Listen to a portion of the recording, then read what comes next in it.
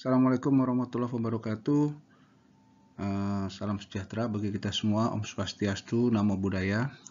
Ibu-ibu, bapak-bapak, kolega yang saya hormati, saya membuat beberapa topik khusus tentang PSG. Ada beberapa topik nanti. Untuk yang pertama ini, saya mulai dulu dengan topik pertama, the division of profit split. Basis untuk bagi hasil. Oke. Nah, ini flowchart ini saya kira ibu-ibu, bapak-bapak, kolega sudah pernah melihat di salah satu modul kursus online kita, Petroleum Economic, ada di salah satu modul. Jadi yang sebelah kiri ini adalah PSG Indonesia gitu ya, karena ada FTP di sini gitu. Kemudian yang di sini adalah PSG Global. Jadi PSG Global tentu mereka tidak ada FTP, First Trend Petroleum, mereka menggunakan royalty. Ini tipikal flowchart untuk PSG. Tentu di sini ada detail DMO dan lain-lain. Di sini ada investment credit juga. Di beberapa PSG ada DMO. Tapi di sini dalam konteks ini kita sederhanakan kira-kira seperti ini. Nah, topik bahasan kita adalah di sini lebih ke arah bagaimana bagi hasilnya gitu ya, bagi hasil di sini. Di konvensional PSG kita memang fix atau tetap gitu ya bagi hasil itu. Ya 85-15 after tax gitu ya, atau 70-30. Jadi besarannya tetap, ada juga yang 60-40. Sehingga dengan demikian ketika profit atau keuntungan meningkat ya splitnya tetap itu. Sebaliknya ketika keuntungan menurun ya splitnya juga tidak berubah. Jadi otomatis ada kekurangan memang gitu ya. Bagi hasil tersebut tidak sensitif terhadap profitability. Idealnya memang bagi hasil itu dia sensitif terhadap profitability, sehingga ketika terjadi perubahan keuntungan atau profitability maka dia akan berubah secara otomatis bagi hasilnya. Jadi tidak perlu misalnya ketika keuntungan atau profitability menurun, tidak perlu insentif-insentif lagi karena dia sudah bekerja secara otomatis sistemnya, atau kita kenal dengan self adjustment. Oke, saya terangkan kira-kira sistem yang mengacu ke profitability itu idealnya seperti apa. Nah, ini tabel ini saya ambil dari paper lama, ini paper sangat lama tahun 84 dari McPherson dan Palmer yang berjudul New Approach to Profit Sharing in Developing Countries. Ini paper lama ini ya, paper yang lama. Jadi di sini dia mengecek responsiveness of fiscal provision to determine the project profitability. Jadi project keekonomian project atau keuntungan dari suatu project itu dipengaruhi oleh beberapa faktor ini. Bahwa kita tahu reserve udah pasti, kemudian oil price atau gas price ya, kemudian biaya, cost, kemudian timing of cash flow juga menentukan keekonomian, dan terakhir tentu cost of capital. Nah, ada beberapa split atau bagi hasil yang kita kenal yang mengacu ke production. Ini ada beberapa, nanti kita lihat yang mana yang paling optimum menurut papernya McPherson dan Palmer ini. Jadi kalau dia mengacu ke production, misalnya daily productionnya dia bentuknya sliding scale gitu ya, maka dia sensitif atau responsif terhadap reserve dan production saja gitu ya. Jadi tidak sensitif terhadap oil price, cost, dan lain-lain. Jadi dia tidak sensitif terhadap yang ini gitu loh. Padahal kita tahu profitability itu dipengaruhi oleh 5 faktor ini. Jadi dia hanya satu yang dipengaruhi kalau linknya itu terhadap production saja, misalnya daily production atau cumulative production. Kemudian yang kedua, kalau linknya terhadap price, mengacu kepada price, misalnya ada price cap atau ada sliding scale terhadap price, maka dia akan responsif hanya terhadap price gitu ya. Kalau terhadap timing of cash flow di sini semuanya ya berpengaruh tapi sedikit ya, hanya dari faktor oil price ini aja. Yang lain nggak berpengaruh. Terhadap cadangan tentu dia nggak berpengaruh. Terhadap cost tidak pengaruh, terhadap cost of capital juga tidak pengaruh. Kalau revenue itu kita tahu price dikali dengan production gitu ya, revenue ini. Maka tentu yang pengaruh hanya dua ini, reserve or production dan oil price. Yang lain enggak gitu. Yang lain enggak ini.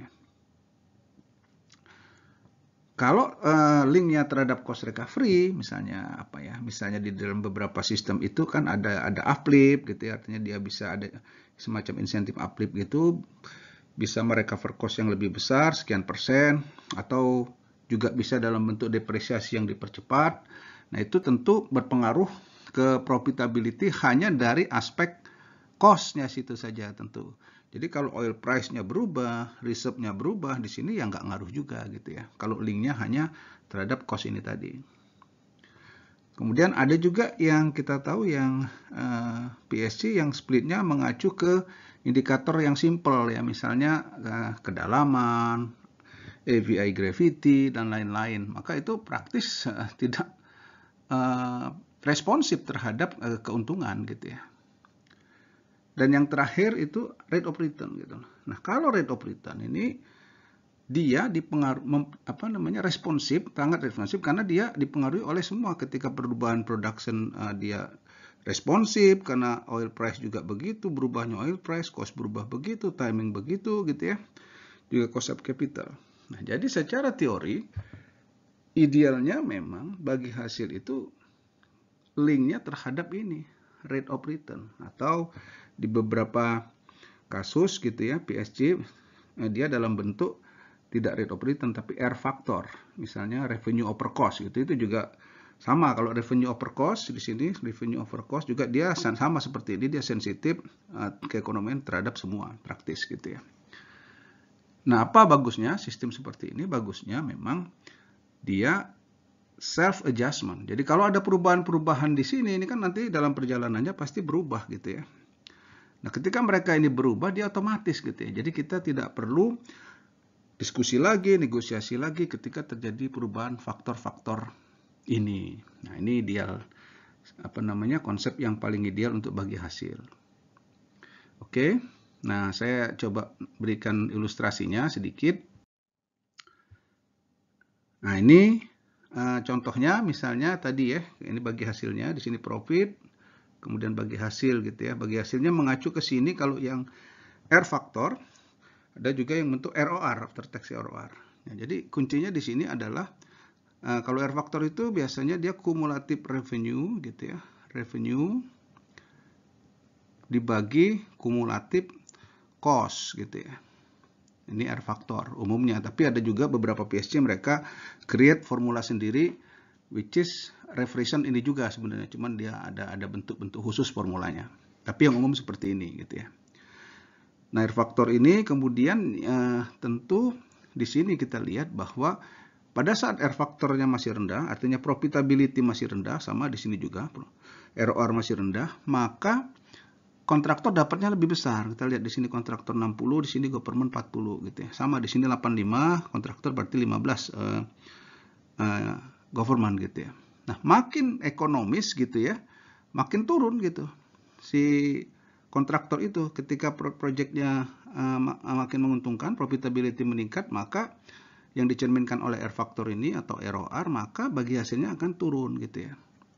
Ada beberapa contoh kasus PSG seperti ini gitu ya, ada di Rusia, ada di Kazakhstan, di Equatorial Guinea, terus kemudian di Malaysia juga ada. Di kita ada juga gitu ya, di Mahakam gitu ya, PHM gitu ya, Mahakam pakai revenue over cost juga, sama revenue over cost. Nah, memang di sini yang penting itu adalah desain gitu ya.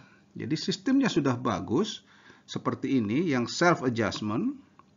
Tetapi kalau desainnya buruk gitu ya nanti akan bermasalah juga karena ternyata nanti nggak ekonomis. Misalnya gitu ya, kalau di sininya terlalu rendah gitu maka bisa jadi nggak ekonomis. Kalau di sini terlalu rendah gitu ya, bagian kontraktornya terlalu rendah bisa jadi nggak ekonomis. Jadi desainnya itu sangat penting. PHM sudah pakai seperti ini, tapi mungkin tidak terlalu menarik.